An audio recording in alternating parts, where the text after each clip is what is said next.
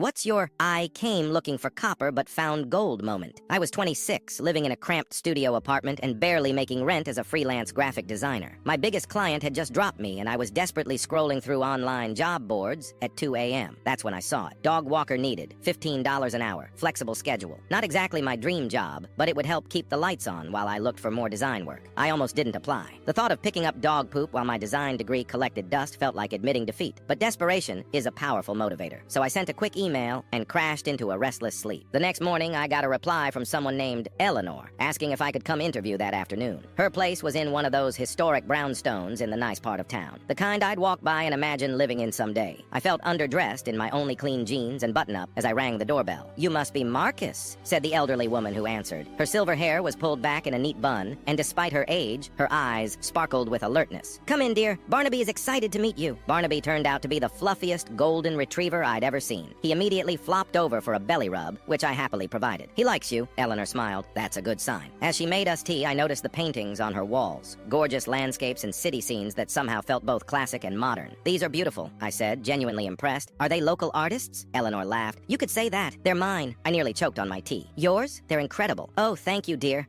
I was a commercial artist for 40 years before retiring. Now I just paint for pleasure." My heart skipped. "I'm actually a graphic designer, or trying to be anyway." Eleanor's eyes lit up. "Are you? Do you have any samples?" Suddenly self-conscious, I pulled up my portfolio on my phone. Eleanor put on her reading glasses and studied each design carefully, asking thoughtful questions about my process and influences. "You have real talent," she said finally, "but something's missing in these recent pieces. There's technique, but no heart." I should have been offended, but she was right. My recent work had been soulless, designs I thought clients wanted rather than what I felt passionate about. "The dog walking job is yours if you want it," she continued, "but I have another proposition. My arthritis makes it difficult to teach my community art class at the senior center. Would you consider taking over? It pays better than dog walking." I blinked in surprise. "But I'm not a teacher or a traditional artist." "Neither was I when I started," she shrugged. "You learn by doing." Against my better judgment, I agreed. That first class was terrifying. 15 seniors staring expectantly at me. But when I started talking about color theory and composition, something clicked. They asked questions that made me think about design in ways I never had before. Over the next 6 months, Eleanor became my mentor. She introduced me to her old industry contacts, critiqued my work honestly, and pushed me to find my voice. I still walked Barnaby 3 times a week. Not for the money anymore, but because those walks were when Eleanor and I had our best conversations. My portfolio transformed. So did my client list, as Eleanor's connections hired me for work that actually excited me. Last week, I signed the lease on a proper studio space. As I was packing up my apartment, I found that original job listing I'd printed out. Dog walker needed, $15 per hour.